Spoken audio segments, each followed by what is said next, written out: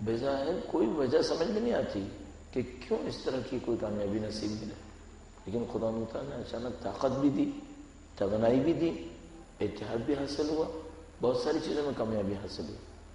تو ہمیں سوچنا پڑتا ہے اس کے عوامل کیا ہوں گے، اس کے اسباب کیا ہوں گے، ان کے اوپر غور کرنا ہوگا۔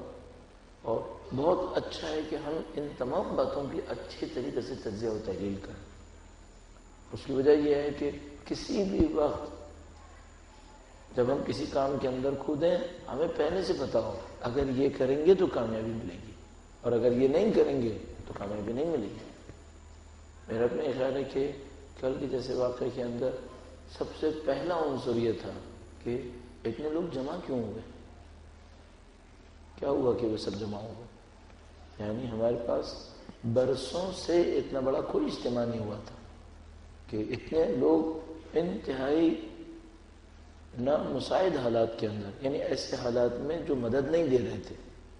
اگر کچھ حالات ایسے ہوتے ہیں جس میں مدد ملتی ہوتی ہے کہ لوگ جمع ہو جائیں، لیکن وہ حالات سارے خراب تھے۔ رات کے مثال کے طور پر اتنے پہر پر لوگ آنا شروع ہو رہے تھے اس وقت، اور سخت سردی کا عالم، اور ایک بہرحال ایک غیر یقینی صورتحال۔ ایک دفعہ ایک پروگرام ہوتا ہے جس کا پتہ ہوتا ہے مثلا اتنے بجے شروع ہوگا، اتنے بجے ختم ہوگا، اس میں اگر کوئی آئے تو بات سمجھ میں آتی کہ ٹھیک ہے، اس کو پتہ ہے کہ میں کب جاؤں گا اور کب واپس آؤں گا۔ لیکن ایک ایسی چیز جس کا کچھ نہیں پتہ کہ یہ کتنی دیر تک رہے، اس میں کیا کیا مشکلات آئیں، اس میں سے کسی چیز کا کچھ نہیں پتہ تھا، اور پھر بھی لوگ آ رہے تھے۔ تو ہمیں بہت اچھے طریقے سے دیکھنا پڑے گا، اور اسی طریقے سے کہ اس میں کامیابی کیوں نصیب ہوئی ہے۔ بہت دفعہ ایسا ہوا کہ ہمیں کامیابیاں نصیب نہیں ہو رہی تھیں، کیوں خدا نے کامیابی نصیب کی؟ تو چند باتوں پہ غور کرنے کی خاطر کہ ایسا ہو کہ کہیں نہ کہیں یہ چیزیں ریکارڈ ہو جائیں، ہمارے ذہنوں کے اندر رہ جائیں، تاکہ اگر کبھی ہم سیکھنے کی کوشش کریں تو ہمیں پتہ ہو کہ ہم نے کیا کیا تھا جس کی وجہ سے ہمیں کچھ کامیابیاں نصیب ہوئی تھی۔ اہل بیت اطہار علیہ السلام نے جو نعمت نصیب کی ہے، جو عزت نصیب ہوئی ہے، اور جو فتح نصیب ہوئی ہے، اس شہید کے خون کے صدقے میں واقع ہے، جس کا جنازہ وہاں پر تھا۔ یعنی اگر کوئی انسان غور کرے تو یہ بات بہت عجیب تھی کہ کوئی شخص مظلومیت کے عالم میں شہید ہوا ہو اور اس کا جنازہ آپ کی آنکھوں کے سامنے رکھا ہو، اور اب آپ کے سامنے ایک ذمہ داری ہے اور ایک ہدف ہے جس کو آپ کو لے کر چل رہے ہیں۔ اس شہید بزرگوار کی روح کی اور بلندی کے لیے درود بھیجیں محمد و آل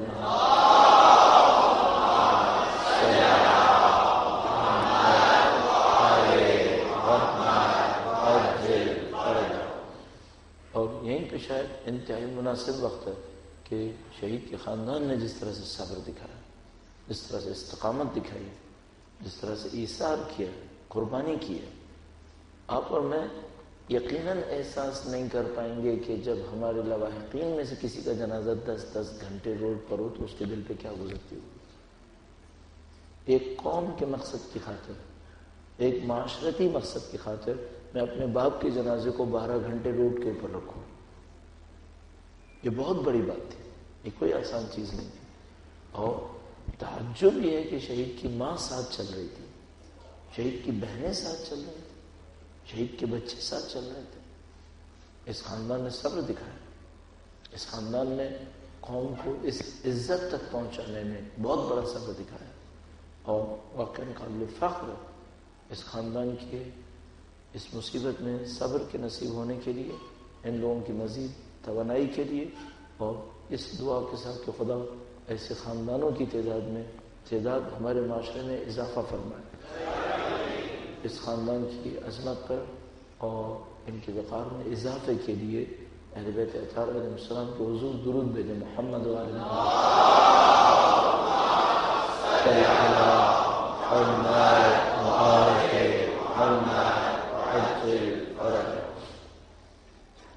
ان چند پوائنٹس سے ہمیں یہ بھی سمجھ میں آ سکتا ہے کہ ہمیں آگے واقعات میں کیا کرنا ہے۔ ایک اصول مقرر آپ کی خدمت میں عرض کرتا ہوں، اور ممکن ہے کہ اس کو بیان کرنے میں شاید تکرار حد سے زیادہ ہو، وہ یہ ہے کہ جتنا زیادہ آپ شہید اور شہید کے جنازے کا احترام کریں گے آپ کو عزت ملے گی۔ یہ کلی قانون ہے، جتنا زیادہ آپ شہید کے جنازے کا احترام کریں گے، اور اس کے اندر ظاہر ہے سب لوگوں کے ذہن میں بہت سارے سوالات آ سکتے ہیں بہت ساری چیزوں کے بارے میں، لیکن مجموعی طور پر قانون عرض کر رہا ہوں آپ کی خدمت میں.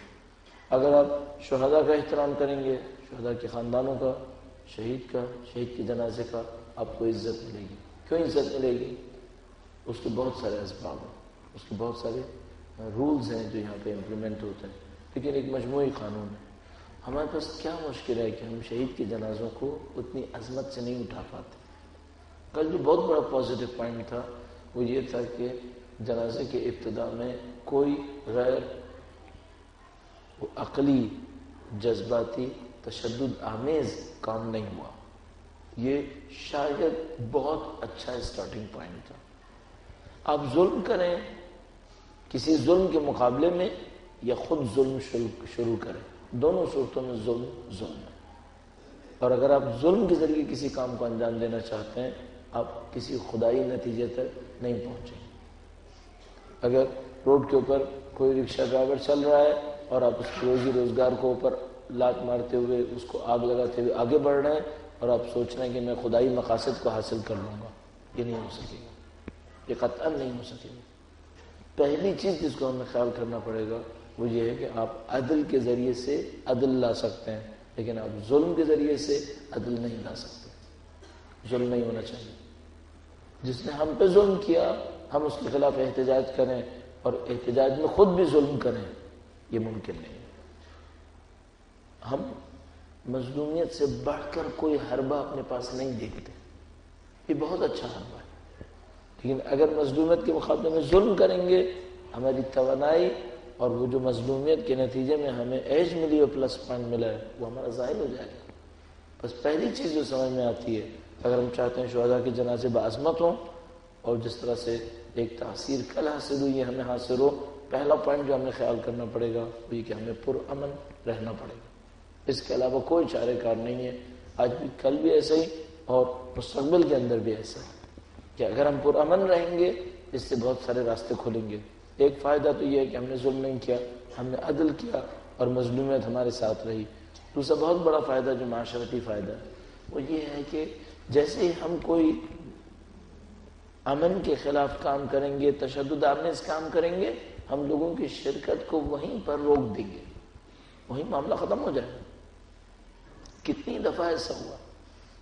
مجھے یاد ہے 1988 میں جب علامہ شہید عارف حسین حسینی شہید ہوئے تھے، یہیں سولجر بازار میں اذاخانہ زہرا کے سامنے پروگرام ہو رہا تھا اور طے تھا کہ پروگرام تقریباً 3 دن چلے گا، لیکن شام تک ہوتے ہوتے پروگرام ختم ہو گیا.